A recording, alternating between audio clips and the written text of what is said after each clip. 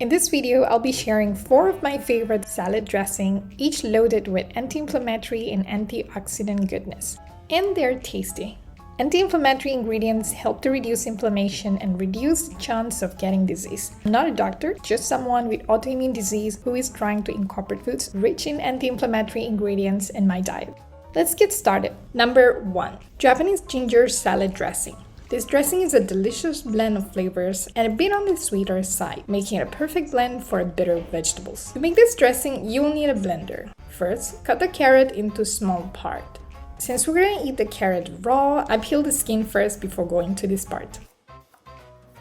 Add it into the blender jar. And then yellow onion. Remove the skin and slice it, just to make it smaller so it's easier to blend. You can use white onion too. Do not opt for the red one as it can give you quite strong onion taste. Add a thumb size of ginger and garlic. Now add extra virgin olive oil. Spoiler alert, I'm using this oil for the rest of our dressings. Then add vinegar. I'm using apple cider vinegar. I personally like it and it's the healthiest vinegar. Pure sesame oil, coconut amino, and honey.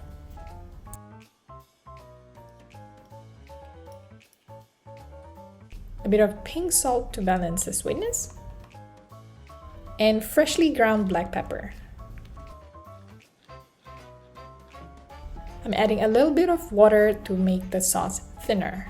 Now blend all the ingredients together. I'm using immersion blender. You can use any type of blender that you have. It should give you smooth consistency, so adjust the water and flavoring accordingly. Now serve immediately or transfer to a jar and keep it in the fridge. Since onion doesn't sit long with other ingredients, I suggest not to make it in a big bulk. Number 2. Mediterranean Diet Salad Dressing. It's a classic dressing packed with different anti-inflammatory dry and fresh herbs. You don't need a blender for this recipe, so I'm gonna make this straight from a jar. Save us some dishes. First, add extra virgin olive oil. And don't be stingy with your olive oil. It possesses huge anti-inflammatory properties. My favorite acid, apple cider vinegar. You can use wine vinegar if you like, or balsamic. It makes an authentic Mediterranean taste. A bit of Dijon mustard.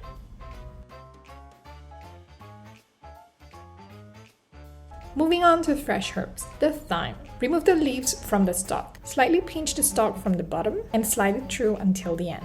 Give it a little chop before adding it to the jar.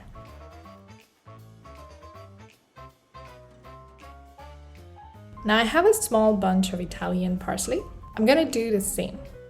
Separate the stalks from the leaves and chop them as thin as you can. Alternatively, you can also use a blender, and that way you don't need to chop them. But one thing you'll miss is the smell of the herbs on your fingers. Into the mixture. You can also use the dried one, like this one here. This is dried oregano, since I don't have a fresh one, so here we go. And don't forget a generous sprinkle of salt. And freshly ground pepper. Now close the lids and shake them to mix. There you have it. Simple, isn't it? Good thing about this dressing is it stays longer in the fridge for many months, given that you keep them well.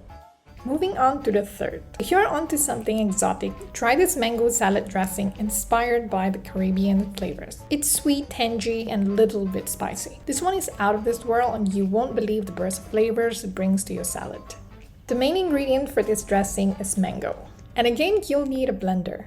First, I'm gonna cut the mango into cubes. And for this recipe, I'm only using half of the mango, equal to 1 cup of mango cubes. I'd suggest getting a ripe and a sweet mango. Trust me, the quality of this dressing depends heavily on the mango. Add them into the blender jar. And the acid for this recipe is freshly squeezed lime juice. If you're thinking to swap the lime to lemon, try not to. The aroma of the lime does make a lot of difference in this dressing. And pour them into the jar. Adding 1 big fat garlic, I'm cutting them into half to make sure they blend well. a thumb size of ginger cut into smaller parts, extra virgin olive oil, salt for taste, and honey.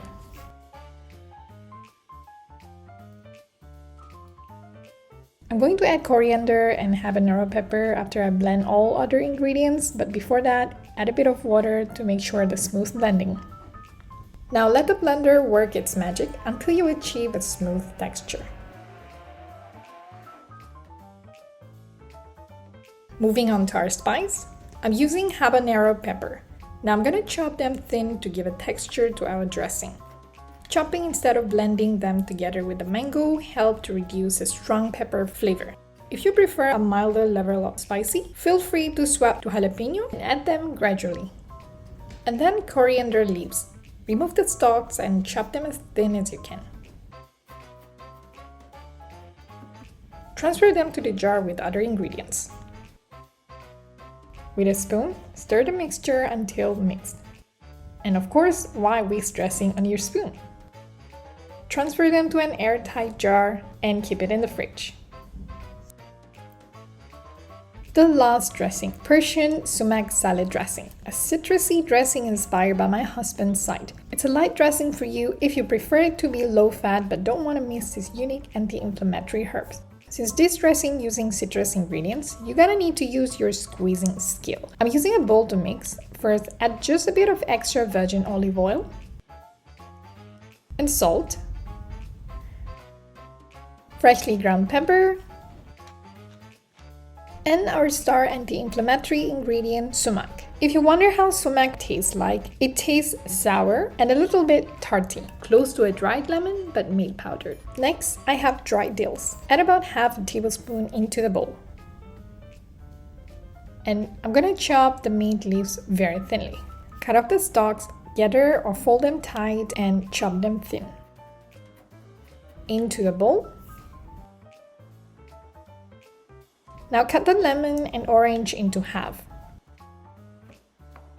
Remove the seeds with the tip of your knife to avoid them swimming in our sauce. And if you are squeezing it manually, you can use a spoon. Twist the spoon into the orange or scrape the juice out. I like to include all the pulps and meat. This way you get the most out of the fruit.